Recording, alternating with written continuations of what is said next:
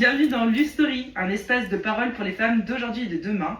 Aujourd'hui, on prend le temps de rencontrer Clara Lemaire, créatrice de la marque Luce Bijoux, une marque née sur les marchés du Pays Basque et les Landes, au contact des femmes et de leurs histoires. Donc aujourd'hui, lancement du premier podcast. Comment ça va? Eh ben ça va compliqué. Non, je suis hyper contente de m'être lancée là-dedans. Après, je pense que j'avais pas mesuré la difficulté de tout ce que ça comporte. Mais en tout cas, c'est chouette et je suis contente d'avoir pris ce pari-là. Mais ça va prendre plus de temps que je pensais. Ouais, mais c'est voilà. Après, c'est vraiment un truc que je voulais faire depuis longtemps. Donc, je suis contente de le faire. Même si tu as fait ton premier lancement, pardon, tu as fait ton premier lancement, on a fait le premier test. Et oui, voilà, on a fait le premier test la semaine dernière. Après, c'était super cool, j'ai passé un super moment jusqu'à ce qu'on comprenne que c'est super sympa. Mais en fait, il y a un gros travail derrière, même si c'est pas parfait. Et voilà, mais même pour arriver à quelque chose de débutant, même le débutant, je le trouve dur. Mais c'est bien, c'est un chouette défi. C'est un chouette défi, un chouette challenge. Qu'on relève. Voilà, qu'on relève ensemble. Alors du coup, tu as créé la marque Luce Bijoux. Donc, est-ce que tu peux nous dire comment elle est née? Alors la marque, elle est née quand j'ai eu vraiment besoin de faire mon histoire, de la créer, de faire d'avoir les tenants et les aboutissants de ce que je faisais. Après, moi, je viens du milieu du bijou. C'est mon ancien patron qui m'a vraiment formé, appris, et voilà. Et c'est là que j'ai pris le goût du bijou. Ma première saison, j'avais 19 ans. Et après, j'ai eu mon fils. Et c'est vrai que je pense que ça a été aussi un élément déclencheur quand j'ai eu mon petit garçon, où je me suis dit, bon, ben là, en fait, il faut que je fasse ce que j'aime, ne serait-ce que pour la transmission, en fait, de se dire, bah, il faut aller au bout de tes rêves. C'est un peu cliché, mais c'est quand même ça par rapport à mon enfant et à mes enfants aujourd'hui. Du coup, je me suis lancée là-dessus sans trop réfléchir. C'était pareil. Et j'ai mesuré les difficultés au fur et à mesure, mais je regrette pas. Et voilà, et je me suis lancée dessus en 2019. D'accord, donc là, ça va faire 7 ans. Oui, ça fait 7 ans cette année, ouais. Ok, ouais. Top, super challenge. Oui. Les podcasts, les marchés, la boutique, c'est aussi la boutique. Donc c'est vrai que là, je disais les marchés, donc ça a été le vrai point de départ. Et donc du coup, comment tu as commencé, comme tu disais, à 19 ans? Voilà, c'est-à-dire que en fait, à partir du moment où je me suis dit, bon, ben là, il faut se lancer, comment je fais? Moi, je suis partie, j'avais pas beaucoup de sous pour dire... pas du tout au début dans mon idée. Et en fait, je me suis dit, enfin, c'est aussi avec mon compagnon qui m'a dit, les marchés c'est bien parce que il faut pas beaucoup d'investissement au départ. Donc j'avais peur, les marchés, je connaissais rien, je connaissais personne qui avait travaillé sur les marchés. Tu t'es lancée dans le. Je me suis lancée, ouais, franchement, j'ai. À 19 ans, c'est. Non, je me suis pas lancée sur les marchés à 19 ans. Ah non. Pardon, j'ai mal compris. Ouais, d'accord, j'ai pas compris. C'est ça.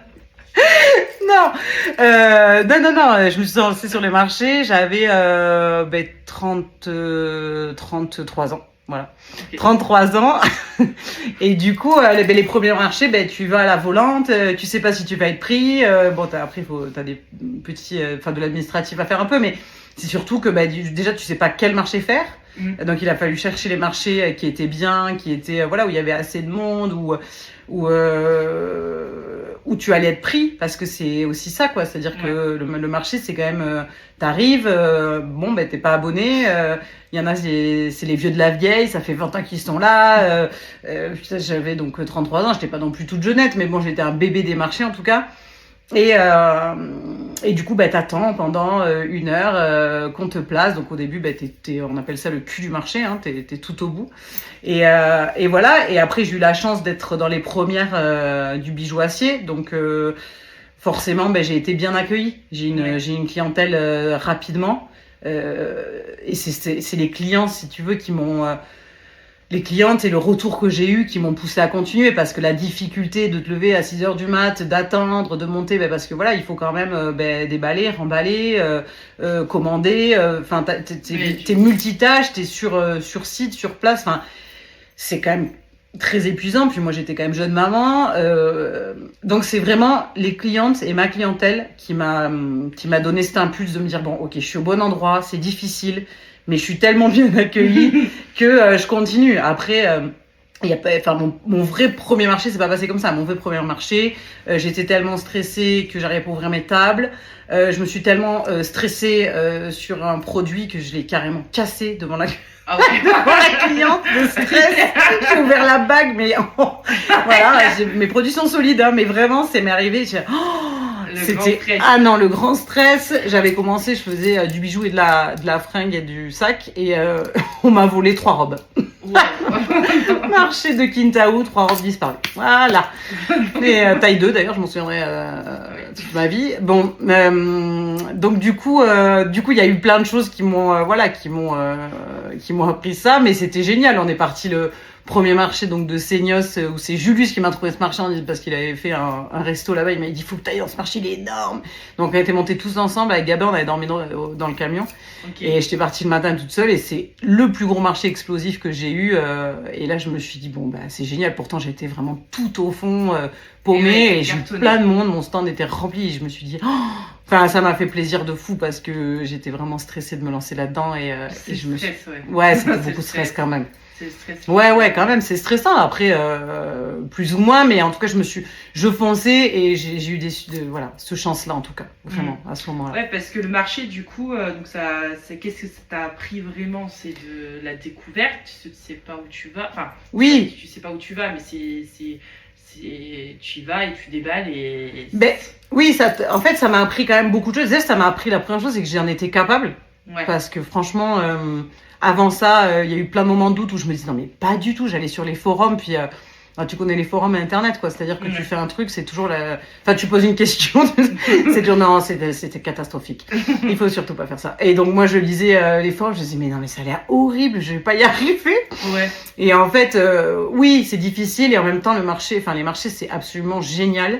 Parce que malgré tout, il y a, je trouve, une énorme solidarité. Les gens regardent toujours comment tu vas finalement.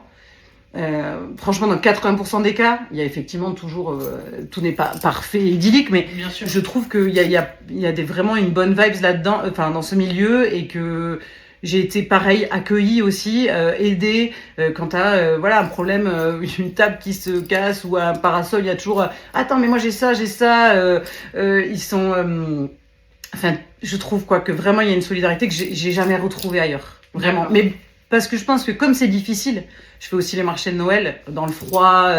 Je pense qu'il y a la difficulté emmène la solidarité. Je pense qu'on peut pas être tout seul en fait, dans ces milieux. Non mais c'est vrai, je veux dire les camions, les trucs, il est 7h, tu sais plus comment tu t'appelles, puis tu enchaînes beaucoup de marchés parce que c'est très concentré. Il faut juillet-août, c'est là qu'il y a du monde, c'est-à-dire le marché en juin, il est quasi désertique, quoi. Et juillet-août, c'est la folie, il y a un monde de fous, donc il faut pas se louper. Et bon, ça peut... Ouais, c'est 2 mois intenses au final sur 12 mois. Ouais, et plus le marché de Noël, donc 3 mois. 3 mois avec Noël. Oui, avec Noël. Ouais. C'est vrai que c'est beaucoup intense, et quand on est hors saison... Alors, du coup... Faut pas se tromper, quoi. Ouais, voilà, faut pas se tromper. Non, faut pas louper le coche. Donc, du coup, tu as ouvert une boutique aujourd'hui. Oui. Voilà. Et... l'année dernière, le 9 novembre 2024, du coup. Ouais. Wow, ça, c'était une autre histoire, ouais. Ça, c'est encore une autre histoire. On va finir sur la parenthèse des marchés. Donc, quand même, les marchés restent toujours importants pour toi. C'est vrai que c'est quelque chose que j'ai pas envie de lâcher. Après, je me suis posé la question, est-ce que j'ouvre une deuxième boutique? Est-ce que... parce que après, il faut être lucide, c'est-à-dire que ça demande aussi beaucoup de travail. La boutique demande beaucoup de travail. Voilà, maintenant j'ai une équipe et je suis entourée, mais il n'empêche que il y a beaucoup de boulot, et que je veux essayer de faire les choses au mieux et bien. Et après, je me disais, enfin pour moi le marché, déjà le fait d'avoir mis autant de temps à avoir mes emplacements, parce qu'aujourd'hui je suis abonnée quasiment partout. Ça m'a demandé tellement de stress, d'efforts, de régularité, parce qu'il faut savoir aussi que l'abonnement vient avec le fait que tu viennes régulièrement et que tu ne lâches jamais le marché, c'est important de le dire. Que quand tu as gagné tes places, entre guillemets, même si ça se rejoue plus ou moins chaque année, mais quand tu les as gagnées, tu veux plus les lâcher. Moi, ça fait 7 ans.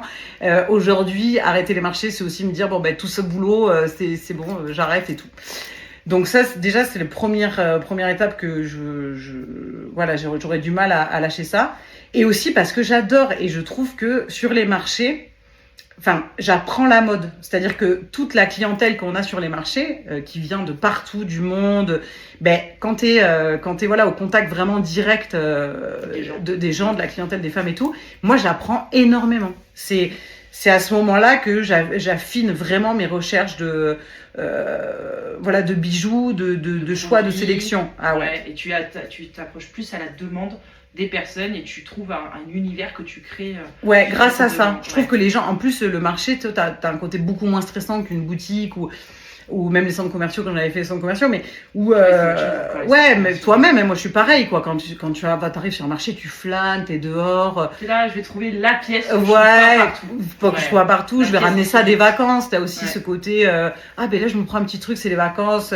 T'as fait ton petit déj sur la place. Enfin, le marché d'Osgore, il est super sympa aussi pour ça. Enfin, le marché de Bidart. Enfin, même Anglette, enfin il y a plein, enfin tous ces marchés-là, c'est Ignos aussi. C'est vraiment des endroits où les gens sont bien, ils sont en vacances et je trouve que le rapport clientèle est génial. Et j'aurais vraiment du mal à lâcher ça, même si j'adore le rapport clientèle en boutique, c'est autre chose, mais du coup ça apporte vraiment.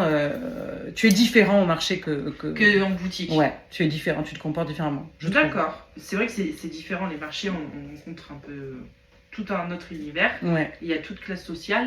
Aussi, ouais, voilà. Ça c'est génial. Moi, j'adore cette mixité. Voilà, c'est super en fait. T'as tout un cocktail assez sympa. Du coup, si on oublie ton métier et ta marque, on va parler de toi. Donc, qui es-tu aujourd'hui ? Moi, je suis. Alors aujourd'hui, je suis encore pleine de doutes, comme toujours. Après, je continue à foncer, franchement. Je fonce et je doute, je fonce et je doute. Voilà, maintenant je suis maman de 2 enfants. Du coup, ça me donne aussi plein d'autres perspectives et il m'apporte plein de choses. Et c'est marrant parce que entre mes enfants et mon entreprise, j'ai l'impression d'apprendre un peu les mêmes choses, c'est-à-dire te réinventer quand même un peu et essayer chaque jour d'apprendre des nouvelles choses. Donc t'avances, tu recules, Ouais. Et ça, je trouve ça chouette. Je trouve ça vraiment chouette, voilà, d'apprendre ça aujourd'hui. J'ai pas beaucoup changé, je pense pas. J'ai gardé mon identité, mais après j'ai appris à plus cadrer, à savoir plus dire non, à mettre plus de limites pour pouvoir avancer en tout cas. D'accord. Voilà. D'accord, c'est top. Et avant Luz, donc du coup, avant Luz Bijoux, à quoi ressemblait ta vie exactement ? Avant Luz ? Ouais. Ma vie ressemblait à ce qu'elle ressemble aujourd'hui, avec beaucoup moins de responsabilités, mais peut-être je dirais plus de légèreté. Avant, j'étais plus légère quand même. On peut pas nier que l'entrepreneuriat c'est génial, mais moi j'adore. Mais c'est vrai que ça t'enlève de la légèreté, hein. T'es obligé t'es obligé de prendre plus de décisions lourdes, de réfléchir avec du poids, ce que j'avais beaucoup moins avant. Voilà, donc je pense que c'est en ça, la Clara d'avant était peut-être plus légère. Et est-ce que tu te reconnais encore dans la femme que tu étais avant de créer ton entreprise ? Alors complètement, je me reconnais et surtout c'est comme si j'avais parlé à la petite fille en disant on est les mêmes, mais on a été au bout, non, mais en tout cas parce que le chemin est long, mais on s'est cru et on s'est fait confiance. Moi j'avais quand même pas confiance en moi sur plein de choses et ça m'a beaucoup aidé cette création de marque, à me lancer. Et à me prouver que j'étais capable. Moi, quand la marque est née, en fait, il faut savoir qu'elle est née parce que j'ai perdu ma mère. En fait, ça a été un tout. C'est-à-dire que j'avais une relation très forte avec ma mère. J'étais vraiment l'enfant protégé, on va dire, sur plein de sujets. Et j'ai voulu créer cette marque. Ma mère a quand même payé le nom. Donc ça vient aussi d'elle. Et Luz, c'est lumière, donc c'est en son honneur, c'est transformer une absence en présence. Et c'est vrai que ça m'a finalement, pourtant c'est triste et je vis avec cette absence, mais en même temps ça m'a vraiment solidifié, si je peux dire. D'accord. C'est-à-dire que ça a été déterminant. Je suis devenue tout d'un coup seule, hein, parce qu'on est toujours les enfants. Voilà. Bon, après, heureusement, j'ai mon papa et voilà qui est là et qui est lui un artiste et qui me pousse dans ce mode de création. Mais du coup, j'ai dû être forte parce que j'avais plus le choix en fait. Et j'avais l'entreprise en même temps, mon fils. Le fait que j'ai plus ma mère et mon compagnon qui était aussi là, et c'est vrai que ça m'a poussée. Voilà, ça m'a poussée à me dépasser, à m'investir plus et à développer cette marque. Oui, non, ça va. Après, je suis entourée. De toute façon, on ne réussit jamais seul. Hein. Alors ça, j'en suis convaincue. Ah non, on ne réussit jamais seul. C'est impossible. Il faut toujours être entouré. Oui, l'entourage, ça change tout. Puis ça te booste davantage. Bien sûr. Oui. C'est vrai, hein, ça booste. Puis ça te récupère. Hein. C'est un refuge. Hein. Ouais. C'est vrai. Et à quel moment donc, ton histoire personnelle a donné une autre dimension au projet? Je reviens encore sur l'histoire de mes enfants, c'est-à-dire, déjà, il y a eu ma maman, ça, voilà, je viens d'expliquer. Après, il y a eu aussi Gabin, hein, qui commençait à grandir, où, voilà, comme je disais, j'avais vraiment envie de vivre mes rêves et pouvoir lui enseigner ça, et voilà, et de transmettre aussi. Ça, ouais, qui projette un truc chouette. Et puis après, j'ai eu aussi quand je suis tombée enceinte de Nina, je pense que Gabin c'est les marchés, Nina c'est la boutique, quoi. C'est-à-dire que pour ma fille, c'est vrai. Tu vois, j'ai fait les marchés enceintes. Voilà, ça a été quand même ça a été coton, quoi. Ouais, quand t'es enceinte. J'étais là quand tu étais là, exactement. Là, et c'est là où tu te rends compte que c'est bien de pas être seule, hein, parce qu'on m'a aidé à plein de moments à remballer mes tables. Enfin voilà. Il y a eu plein d'aides, heureusement, extérieures, mais en tout cas, ça a participé. Mes enfants ont été l'impulse vraiment de cette création et de continuer.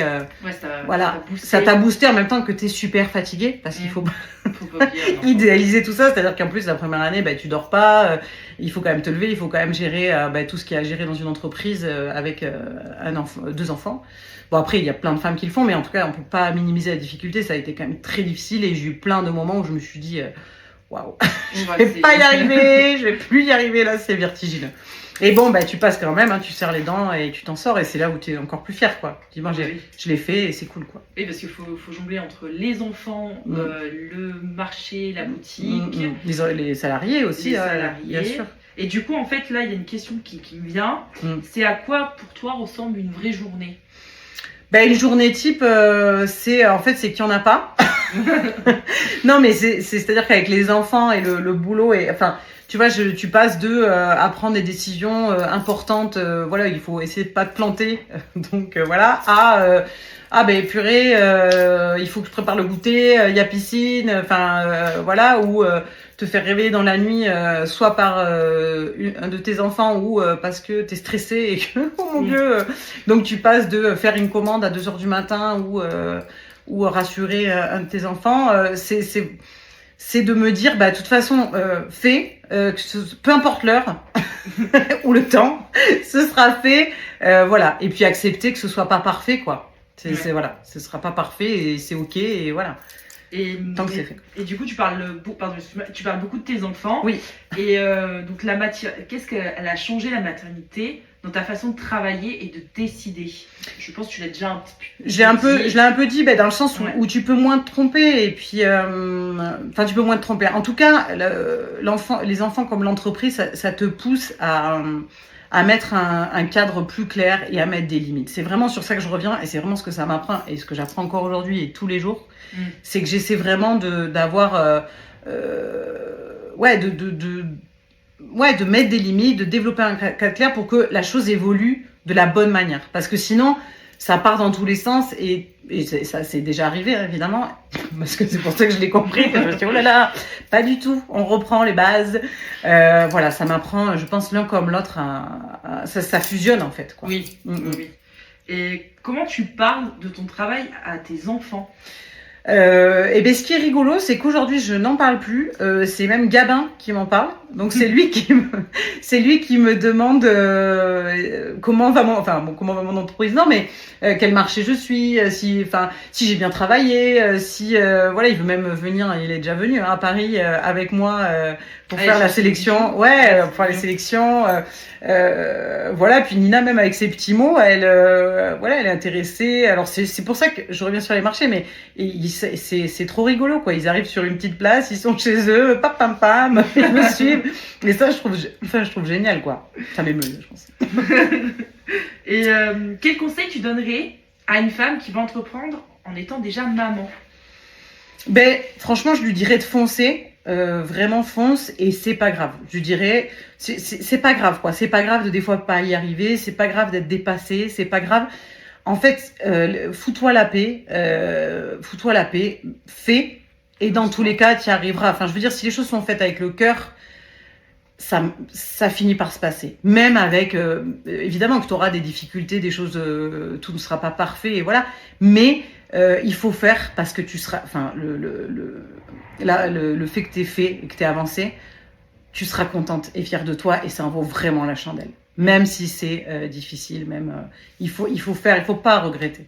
D'accord. Je trouve. Donc c'est vraiment se lancer, pas avoir peur. Ouais, parce que après le regret, c'est vraiment, enfin voilà, je trouve qu'il y a rien de pire que de se dire putain, j'aurais pu, j'ai pas fait. C'est dommage, quoi. Il faut se faire confiance. Les femmes, on est capable de grandes choses. Oui. Ah oui. Déjà de fabriquer un enfant. Donc Ouais. Franchement, fabriquer une entreprise à côté. C'est sûr. D'ailleurs, même, enfin voilà. Et donc, on te perçoit vraiment comme une femme forte. Quand on te voit, on dit, ah, c'est Clara, elle est forte, tu as fait quand même les boutiques. Enfin, tu as fait les marchés, pardon, auparavant. Ensuite, la boutique, il y a les enfants. Tu as fait aussi des stands éphémères au BAB2. Ça, on ne le dit pas, mais c'est des stands qui faisaient 14 mètres. Ouais, c'était assez intense. Waouh, intense. Grosse amplitude horaire. Donc, franchement, c'était très dur. Donc, toi, aujourd'hui, donc, tu es quand même une femme forte. Et est-ce que toi, comment tu te vois? Ben, alors moi j'ai du mal à me voir comme une femme forte parce qu'effectivement moi je suis plutôt sur mes fragilités. Après il y a ce qu'on renvoie et ce qu'on est au fond. Alors je pense que oui, j'ai une force en moi qui fait que voilà, j'avance coûte que coûte. Après moi j'ai énormément de fragilité, j'ai énormément de doutes, et encore une fois je reviens sur l'entourage, mais je veux dire d'avoir des équipes qui ont été là, qui ont cru en mon projet, qui sont, enfin voilà, on le dit pas assez, mais je veux dire une boîte c'est aussi des équipes autour de soi qui croient en ton projet et qui voilà, qui te suivent. J'ai voilà, mon compagnon aussi qui m'aide beaucoup à redescendre dans des moments de stress. J'ai voilà, mes amis, je pense que c'est un tout, quoi. C'est vraiment un tout, et c'est grâce à ce tout que j'avance, quoi. Et à mes enfants aussi, encore une fois, mais il faut un tout. On ne peut pas être seul. C'est pas. Donc la force, ben, je la puise aussi voilà, dans chacune des personnes de ma vie. Et c'est une chance. Voilà. Qui donne une belle énergie. Ouais, qui me rendent. Ouais. Et c'est quoi le moment où tu as le plus douté depuis le début de l'USE? Franchement, j'en ai plein des moments de doute, vraiment, j'en ai énormément. Déjà chaque année, chaque avant-saison, grosse saison, c'est-à-dire l'été et avant décembre, ça c'est voilà les 3 mois clés. Là, je suis en doute total. Là, je suis méconnaissable. C'est-à-dire que je ne sais plus rien. J'ai l'impression, en tout cas à ce moment-là, de me tromper dans tout. Je remets tout en question. Enfin, voilà. Et en plus, je suis vraiment dans mon monde, et à ce moment-là, c'est un peu compliqué pour tout le monde d'ailleurs autour de moi, parce que je me renferme. C'est comme si je faisais des resets de tout, et je pense que j'ai pas de. Si, enfin, là, j'ai eu un gros moment quand j'ai ouvert la boutique. Là, il y a un moment de panique, parce que tu fais un emprunt, parce que, bon, voilà, t'as une autre dimension, hein, tu passes sous un autre statut qui est beaucoup plus chargé et tout. Tu te dis, bon, il faut, là, si je me plante, voilà. Ouais, c'est des gros défis quand même. Donc là, j'ai eu un moment plus gros, mais franchement, de manière générale, chaque année, au moins 3-4 fois par an, je remets tout en perspective, quoi. Voilà. Et après, encore une fois, c'est les clientes qui me renvoient un truc. Voilà, je reçois des petits mots sur Insta.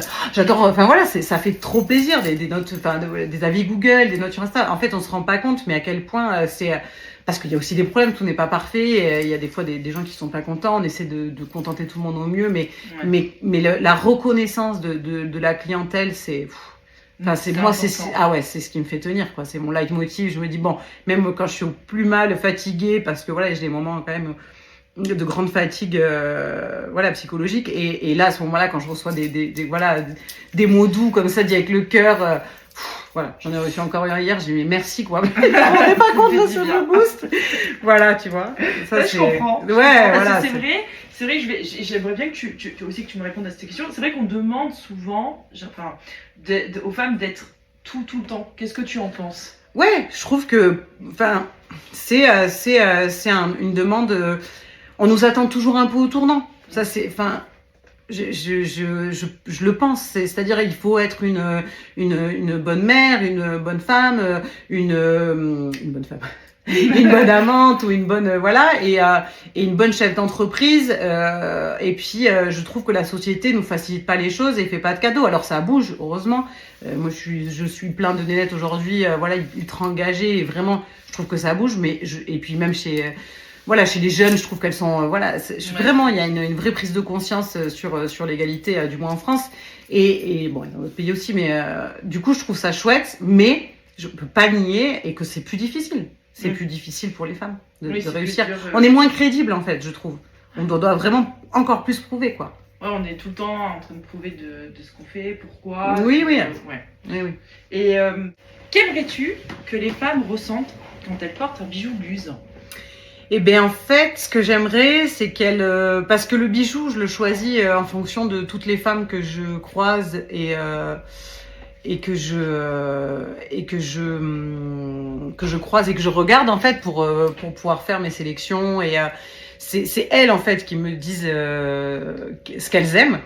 Donc ce que j'aimerais qu'elles ressentent, c'est que c'est un endroit qui est pour elles, fait pour elles et fait pour qu'elles se sentent bien, parce que pour moi le bijou c'est l'accessoire par définition qui illumine. C'est facile, je trouve que c'est facile. Voilà, c'est facile de mettre un bijou, de trouver le bijou qui nous va, que un bijou selon la femme qui va le porter, ça va faire plein de choses différentes. Du coup, c'est vraiment quelque chose qui me plaît, où je me dis si tu viens chez Luz, c'est un endroit cool, c'est un endroit qui est fait pour toi. Voilà. Et qu'est-ce que tu aimerais transmettre aux femmes de demain?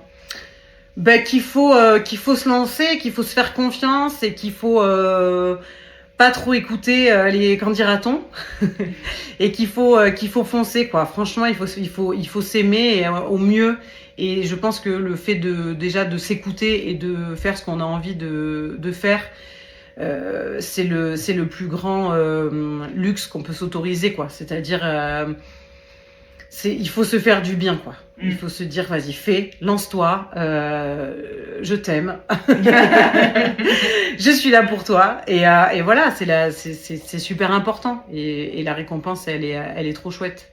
Et si tu devais laisser une seule phrase à une femme qui doute aujourd'hui, ça serait quoi? Je suis un peu de le dire, mais ça serait je t'aime et t'es belle. Merci pour tes mots. Donc Luz Story, c'est ton initiative, nous aussi on t'aime. Et si tu avais un dernier mot à dire sans clip, tu dirais quoi? Je dirais un dernier mot, fous-toi la paix. Voilà. Libre. Respire, vis et fous-toi la paix, quoi.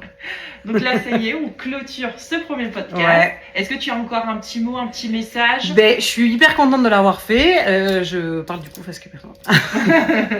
Et je vous remercie à toutes d'avoir suivi ce podcast. Et il y en aura d'autres parce que on est à bloc. On est motivés. Alors voilà, c'est pas parfait, mais c'est un début. Et comme je l'ai dit, j'essaie de me foutre la paix et de faire ce que j'ai envie de faire. Et puis voilà, donc on se retrouve bientôt. Je vous dis merci beaucoup et à très bientôt. Tchuss!